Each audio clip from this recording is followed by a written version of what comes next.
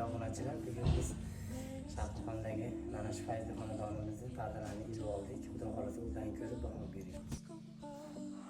Mana bugun biz fayzli xonadonimizni pardalarini topshirib oldik. Bitga faqat setlarimizga bir qator shunaqa yo'l turlarimizdan qilib berdik.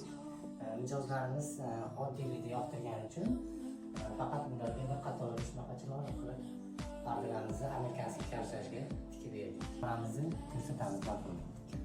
Bu xonamiz hojonamiz xonalari. Bu yerga ham chiroyli qilib lobga qilib bir qator amerikanskiy karshashga shunaqa turlarimizni tikib berdik. Ishga turlar boshqacha qalin xohlashmagani uchun bir qator pardalarimizni topshirdik.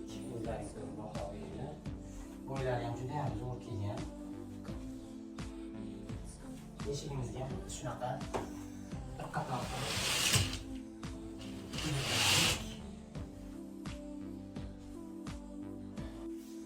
navbatdagi xonamiz kichkinagina xonamiz, bu ham qo'shimcha xonamiz. Bu yerga ham amerikanskiy karshashga chiroyli qilib bir qator qilib tikib berdik.